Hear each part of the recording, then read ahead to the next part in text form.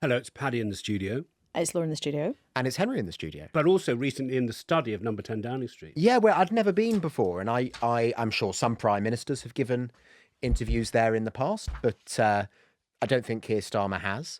And Nor will I he mean, again. it didn't look. Well, yeah, that's for sure. It didn't look a lot like it usually looks, apparently, because the brilliant people who made the interview look great for the BBC moved the massive desk out the way so that we could sit down. But I'm told that is where he's gone at moments of crisis, and he's had rather a few of those in just 2 years as Prime Minister, to think alone about what he should do next. And the whole interview is in your feed, so it's well worth a listen. It's all there. We're not going to go through lots and lots of the bits of clips today because I would really recommend that you go and listen to the interview. I really want to know how you kind of found him, Henry, but just the whole setup was obviously very different. He was tie-less, jacketless in one of those dark shirts that he wears. But before we go on, I wanted to know, I couldn't quite work out from the shots. In his first interview in the Cabinet Room, do you remember he said, I'm not going to have any portraits of people looking down at me because I don't like people looking at me when I'm sitting trying to work. Were there any portraits or were there all landscapes? I had a similar thought, and I'd say I'm like a moderately cultured man, but I'm not sufficiently cultured in the visual arts that I could tell people what from the government art collection he had chosen. But they were streetscapes, landscapes, scenes of crowds of people, I think, as well. There were definitely sort of very distinguished pieces of art, and there was a booklet in the corner that I could have consulted in the sort of 10 minutes while I was pacing about waiting for the interview. And I sort of made moves in that direction and then thought, nah, I should probably actually think about what I'm going to ask him.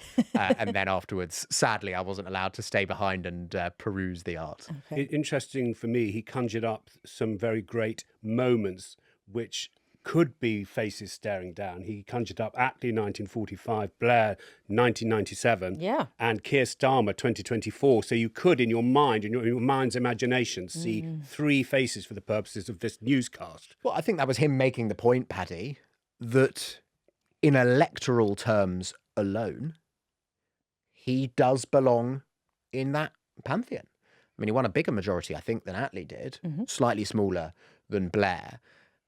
Attlee, of course, managed 6 years as Prime Minister, 2 election victories and a transformation of the British state. Tony Blair, the only Labour leader to have won 3 consecutively and won them very handsomely at that.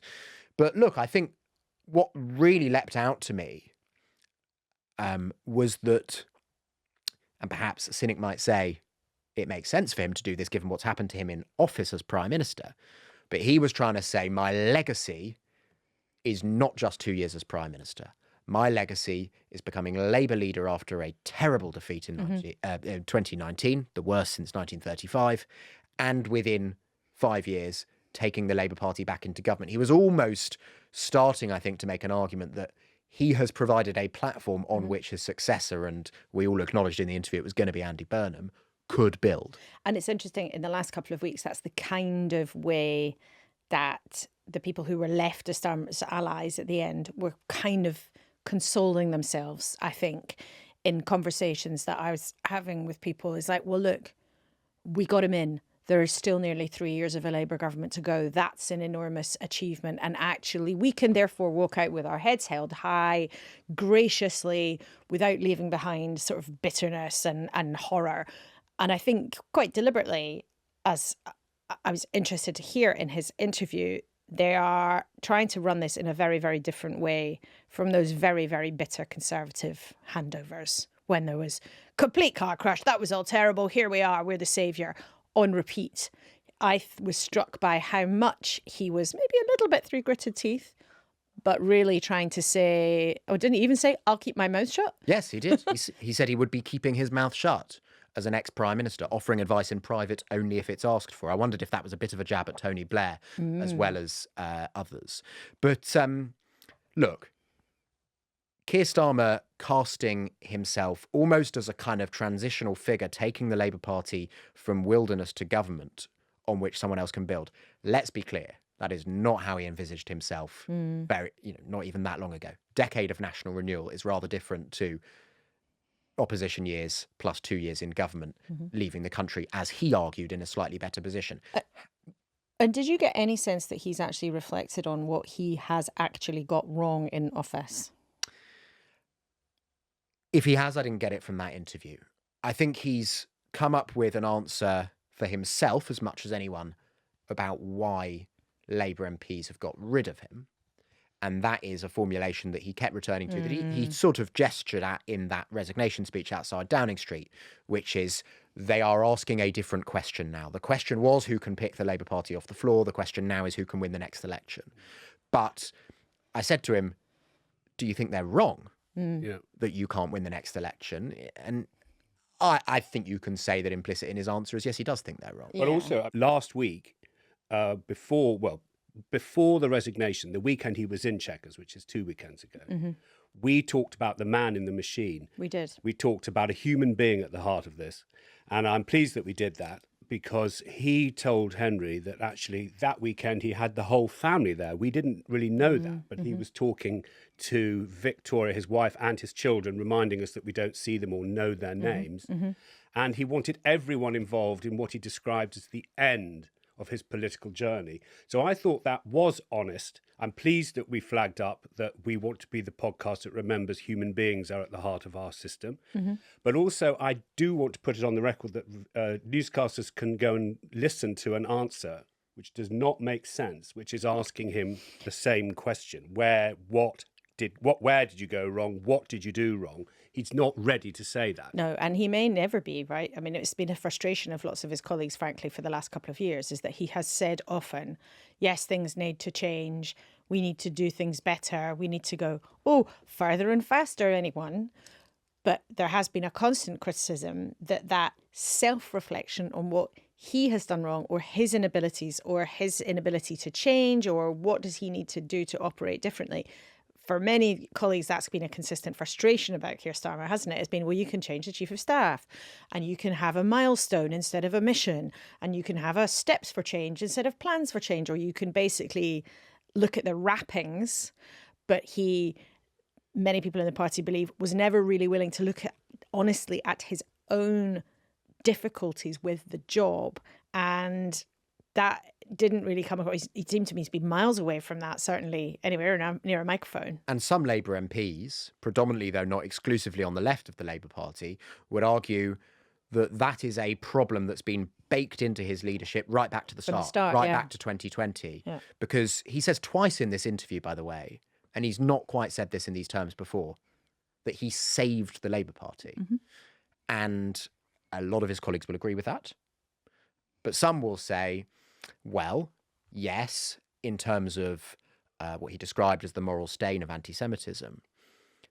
But in terms of providing the Labour Party with a governing project, with a meaning, a purpose, social democracy for the sort of third decade of the 21st century, well, I think they think he didn't quite manage that. And actually that was perhaps at the core of his failure as Prime Minister. Failure, I think, though he doesn't see it that way, failure to get beyond 2 years. Here's something that will always stand as interesting no matter what party's in power. When you come into office, if you tell the public in office things can only get worse, you are really doing something very new. Yes. And it's normal to say things can only get better, which is kind of what Tony Blair said and sang. I'm sure he even sang it. Well, he certainly bopped around to it. Because students of political history will say that you have to take me as a voter to the shining city on the hill. You don't take me into the slough of despair when you take office. Before you take office, you say, look at those people. They're taking me to the slough of despair. Come with me. But you can say, come with me, and it will be hard, and the road will be long, and it may be covered in rocks that we have to journey around together, and it may be a slog, but we're all in this together, and eventually I'm taking you to the promised land, right? And that's the bit that was, Starmer's team said themselves, that is one of the things that they got wrong, is that when they arrived, they basically said everything's going to be terrible. And I've referred to this so many times, but remember that first big interview that we did, and he said, we're going to have to be unpopular. Now, it might be grubby, but politics is in the end about being popular. And I don't mean in a shallow way that people thinking that you look fun, but actually taking people along with you, feeling that they've got an investment in you, feeling that you are representing them. not just saying everything's going to be absolutely awful. Because if you tell people they're going to have a horrible time, they're a bit more likely to have a horrible time, won't they? And where I think his analysis of why he's leaving that building is incontestable is that he says Labour MPs are now asking who's going to win the next election. Yeah. I think it is basically a fact that he is leaving office because all the polls and all the elections that have now taken place on his watch as Prime Minister show that he's unpopular. And Labour MPs, in large numbers, think, if it carries on like this, the Labour Party is going to lose the next general election and I'm going to lose my job. Yeah. And that's why he's off. You can talk about the background to his unpopularity, the ways in which it might have been avoided, the fact that we've cycled through so many unpopular prime ministers in such a short space of time. But it is clearly the case. However long this transition between him and Andy Burnham has been brewing, and there are all sorts of stories and all sorts of myths and stories and truths and all the rest about why we've got to this place. Fundamentally, it is because in this moment, in June 2026, Andy Burnham looked like a winner and Keir Starmer looked like a loser. That's fundamentally the reason behind what's happening now. I want to say a thing and then ask you both a thing. Okay. It would probably be better for newscasters if I just asked you the thing and didn't say the thing. No, I like the build-up. All right, I'm going to say the thing, really, which is that he did give Henry a really detailed account of who he spoke to when he made his decision to quit. So he said it was a family. He said it was parliamentary colleagues. He said it with trade unions. Yes. So we can picture those phone calls on the weekend and they're all saying to him, you need to add up. You do not have the numbers. That's definitely what he's telling Henry in code. So that's me, Henry-splaining. So then I want to go back to what you said and ask you to tell me where is the conspiracy theory on where the timeline starts for Burnham going for Starmer? Because I think you could describe it as a political coup, that Josh Simons gives up his seat to his friend Andy Burnham, who wins and then gets number 10. That's a good coup in terms of journalism. Right. So when do we say it started? Did it start in January 2026? Oh, I think it started a long time before that. Right. When? I think it's been clear for ages that Andy Burnham wanted to come back and have a crack at number 10. And it's also been clear for ages that Keir Starmer was not a popular Prime Minister. And at least by the end of, as soon as we were in, at least by Starmer's second conference, so if you think sort of autumn 2025, already by that point, the conversation is live and well about whether or not Keir Starmer can take them into the next general election. And it felt kind of staggering. You're like, well, hang on a minute, guys, you've only had a year in. But that conversation was already up and running only just over 12 months after Starmer had taken office, without question. By that point, Andy Burnham was already going around the place, making no secret of the fact that he had a desire to come back to Parliament one day if someone said to me, if there happened to be a signal in the night sky that said, Andy, please come and save us, that he would go, oh, really, me? A long time. He tweeted during one of your interviews. Yes, he did. Which was a signal. About the two-child benefit cap, I think. I mean, the signals have been there for a long time. Oh, yeah. I mean, for a long, long, long time. There is a reason, Andy Burnham was very popular as the Greater Manchester Mayor. It's a job that he appears to have enjoyed very much. It's a job where he made a massive impact. But it has also been absolutely clear for a very, very long time that he had designs on coming back to number 10.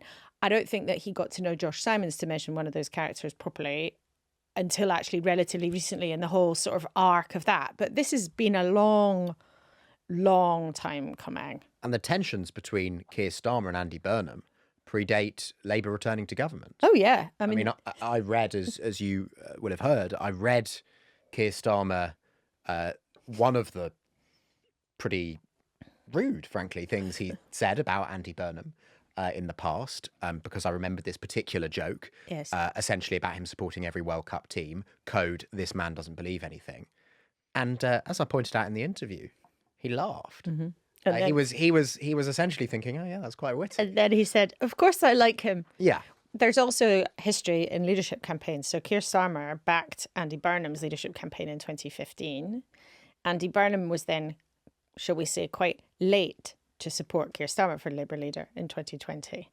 So as ever with politics, there are always, always, always receipts of things that happened in the past. And I think they often had, you know, it's the kind of if Burnham got up to something, you would phone somebody in Starmer's team and you'd get a sort of metaphorical eye roll down the phone. You know, he was somebody who was giving them hassle constantly, deliberately or not deliberately, but it was very clear that he had designs on the big job one day. That doesn't mean that he was plotting every moment of every day to get rid of Starmer, but it was very clear that the Greater Manchester job was not the limit of his ambitions. And maybe to bring this all full circle, there is therefore an irony that Andy Burnham's success is Keir Starmer's success at this point. And I don't mean that in some sort of woo-woo Labour family way. Keir Starmer has told us very clearly that a big part of his legacy is that he has provided the Labour Party the opportunity not just to win once, but to keep on winning. Twice, yeah. Well, if they go down to a bad defeat under Andy Burnham at the next general election, whenever that may be, then on Keir Starmer's own terms, that chips away and then some at his legacy. However, if Andy Burnham wins, you know, I'd expect former Prime Minister Sir Keir Starmer to make a point that he believes that is building on his foundation. And with some of the same people, because if, as rumoured, Andy Burnham brings David Miliband, Ed Miliband, James Purnell himself in, they sort of look a bit like the New Labour Flintstones. I don't think I'm rumoured that Andy Burnham will bring himself in, by the way, Paddy. I think that's inherent. Well, I'm just, you know, I just don't want to move further than we know. But I mean, so James Purnell, we know definitely that Ed Miliband will have some kind of big job. We just don't know which one it will be. But yeah, in a sense, you've got the kind of little, you know, Blairite and Brownite boy band from the late 90s and moving into number 10, right? Or football team, as they literally were. Demonised, the football team, which included other sort of various people who are now luminaries in other kind of big jobs.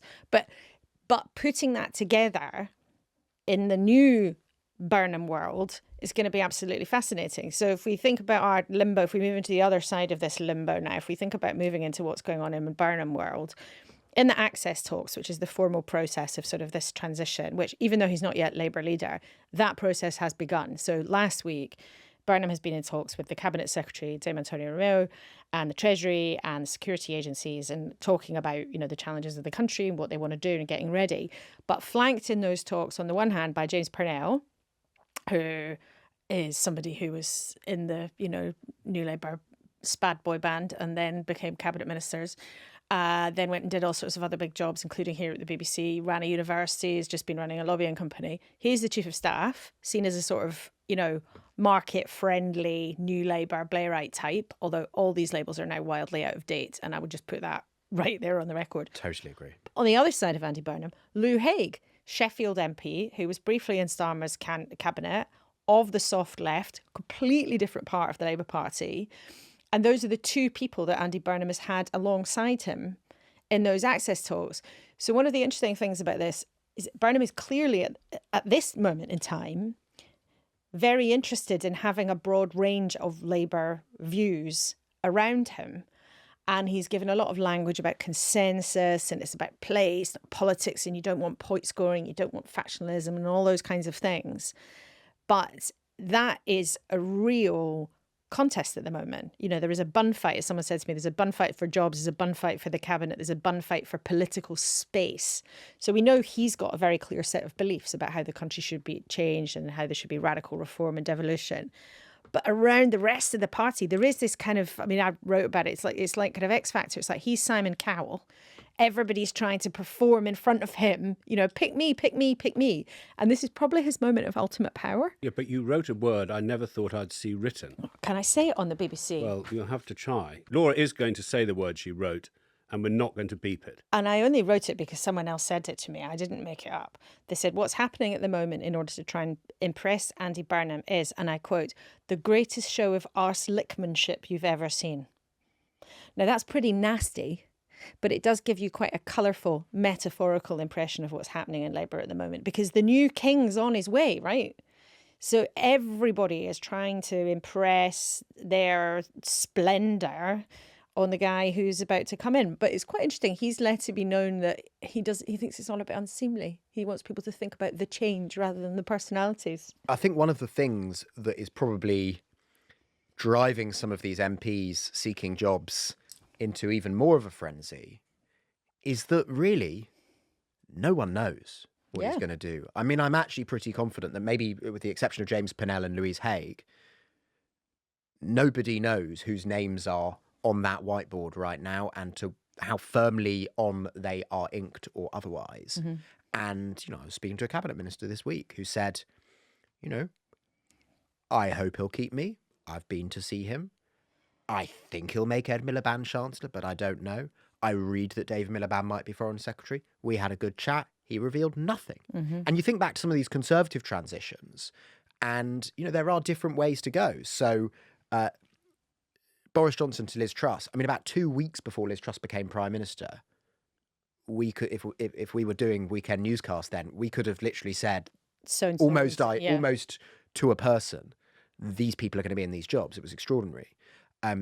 However, when David Cameron handed over to Theresa May, I think no one really knew what was going to happen until people started walking up the street. And I think it's going to be actually a lot more like that.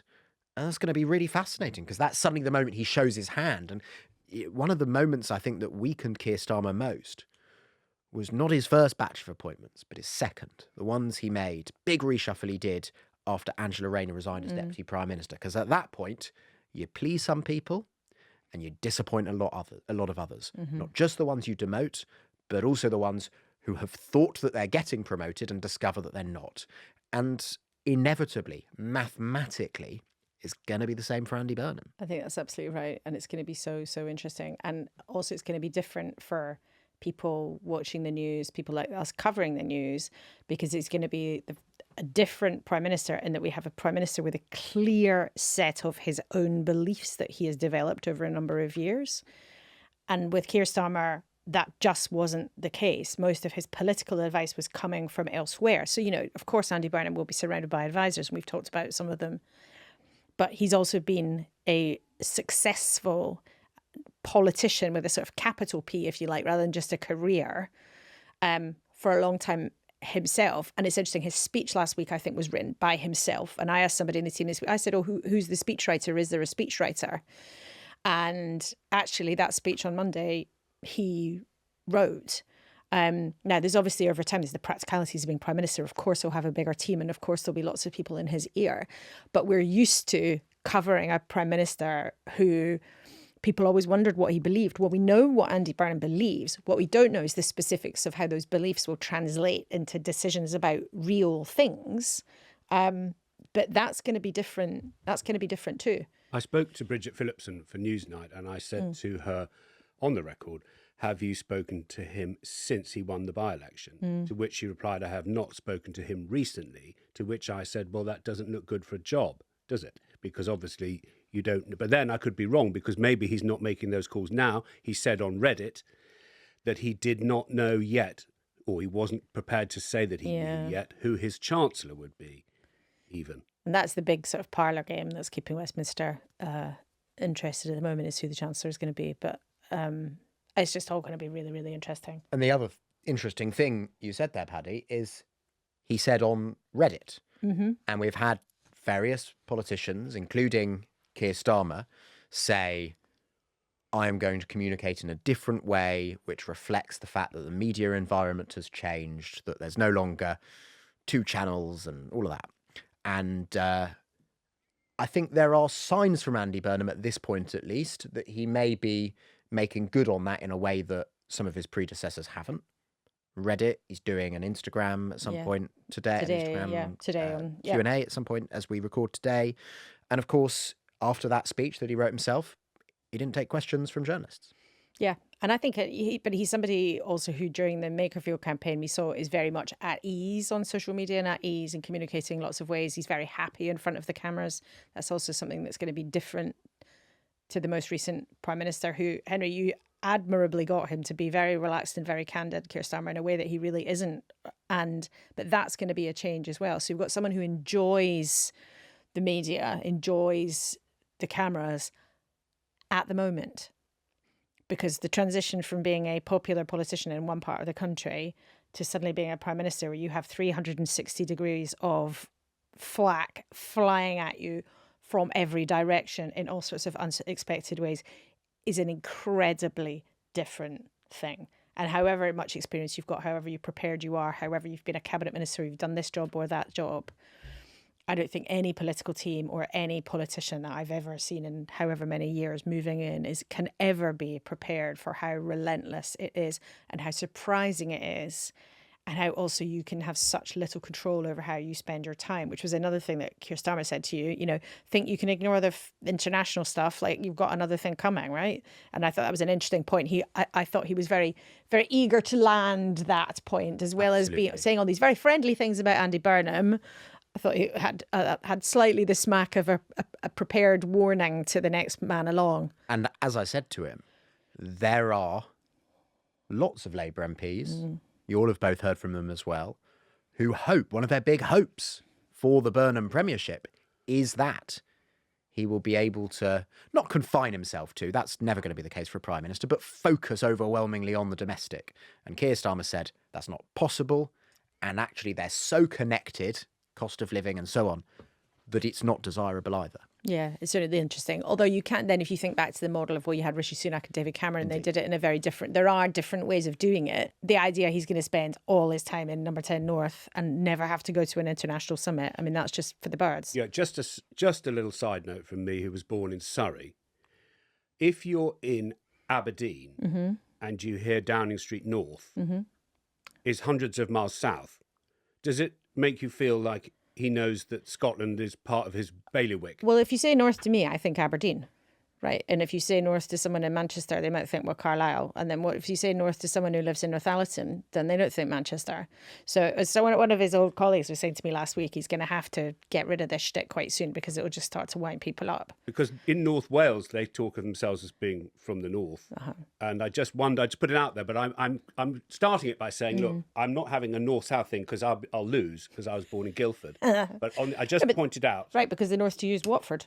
Precisely. It's amazingly far north to me. But it's a thing, isn't it? And every prime ministerial brand, right? You have to, both your advantage can be your weakness. To lots of people's ears, it might sound fantastically refreshing. There's obviously a big thing in this country about London being too dominant, too big, too powerful. People who live in London don't have any idea about what life is like for the rest of the country, right? That is a big feature of the UK. We're a very centralised country. By the same token, the North doesn't mean the same thing to all people. And also in London and the South East and the South West, there are also lots of pockets of poverty. Not everybody who lives in the South East of England is having a great old time, and the pavements aren't paved with gold. So any politician, always, you have to be careful and judicious about how you use a brand and an ethos, because I think it's more than a brand. I mean, it's a belief set that Andy Burnham, I think, genuinely does hold, which is woven into his life story as well, absolutely. in his sense of how he wasn't rated as highly as Southern colleagues, essentially, in the same generation of New Labour, and it is authentically him. But but as you say, Laura, strengths can very quickly become weaknesses, and I think that's one of the big lessons of Keir Starmer. Here's the thing: do you share with me, not as a journalist, as a voter, an interest in life after office? Sort of the moment that they slip the chains, you think, you seem a bit more relaxed, and I think of John Major saying, "Oh, I'm going to go off and play cricket." Margaret Thatcher shed a tear; she left Number 10, and Tony Blair. You always hear from him a lot. But Gordon Brown, for instance, went off, did his multi-bank thing. I've been up there to meet him, talking about his redistributive plans. Well, there's two fantastically different examples. Tony Blair went and then had an incredibly successful business time, flew around the world, did all sorts of,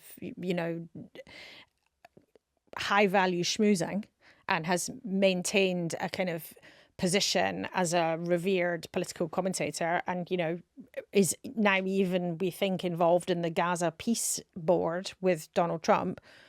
Gordon Brown is doing mainly charitable pursuits based very much in his hometown, and as you reported on that multi-bank model, which is like a sort of food bank for everything, and they've taken completely different paths post office, and prime ministers do, then they can sort of pick and choose. Rishi Sunak's off doing a lot with his maths foundation, because that's something he really cares about, is numeracy for kids. He's got a column in the Sunday Times, but he gives that money to charity.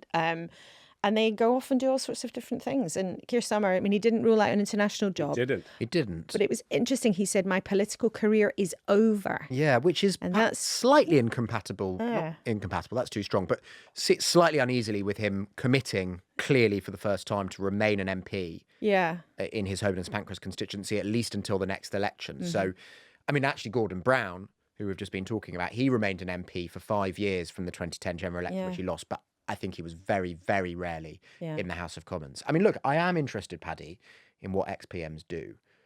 There's a lot But of them there's an now. awful lot of them. I mean, the cenotaph is just going to look odd because they all line up at the cenotaph on Remembrance Sunday, as you know better than me, Paddy. And there's just going to be a lot. I mean, Crowded I don't know if field they're going to now. have to start doing a ballot in a few more prime ministers.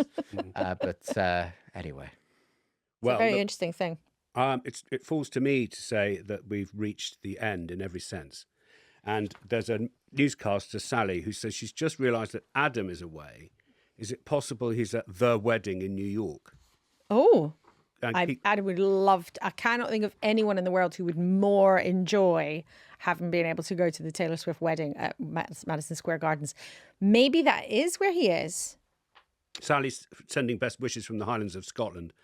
But if you are out there, Adam Fleming, do let us know what Adam Sanders like as a master of ceremonies. What are you doing tomorrow on your programme? We will return to the extraordinary accounts that are in the forced adoption story. We're going to meet an amazing couple, mother and son, who found each other after years. It's very poignant, very strong emotions, all of us dealing with it, preparing for it. And we'll also, we've got Brian Blessed cheering on England. Amazing. Amazing. We've got some special people wishing good luck to England as well, but not Brian Blessed, but maybe we should ask him to do one as well with that incredible voice. Does he say, come on, England? It's a bit like that. And also, you know, his famous phrase is Gordon's alive. But we wanted to ring him up and make him say, Anthony Gordon's alive. Isn't Anthony Gordon one of the big England players? He is. He got the assist for the Harry Kane equaliser. Just checking with you. You also told Keir Starmer he supported the wrong team, cheeky. Yeah, that was cheeky. Would you have told him that if he hadn't already resigned? Yes, because I really, really don't like Arsenal. Does he go? Does he fly out if England go to the final? Do we know that? Well, I asked him that off the record, but Oh. the sanctity of the nature of off-the-record conversations must remain. But I do know the answer. And, of course, Say it with your the eyes. World Cup final is the day before we expect the handover to Andy Byrne. Exactly. You'll have to go to the palace on the Monday morning. And that all happens in only an hour and a half. I mean, that is wild. And if I'd got some very, entertained myself with some very funny stories of what happens on the days before and people going around in Downing Street trying to tidy up under their desks to impress the new boss. And one former Prime Minister being really cross that they started painting walls when they were leaving. Really? Anyway, there we are. So What are lots you to doing talk about tomorrow? Oh, we are talking about, well, the Health Secretary, James Murray, will be with us. But we're going to try and work out what the big challenges are for the incoming Prime Minister at home and abroad. And we're talking to Lord Blunkett, who was one of Andy Burnham's first bosses in politics. And he's got a big review of police coming out on Monday. And actually, we'll be reporting on that across the BBC a bit later on today. And Michael Gove and Robert Jenrick are joining us too. Okay. Henry's interview in full is out there in your feeds. Laura's article, newsletter is out there in your inboxes and on the front of the BBC website, by the way. So with that in mind, we say thank you very much for listening and goodbye. Goodbye. Goodbye.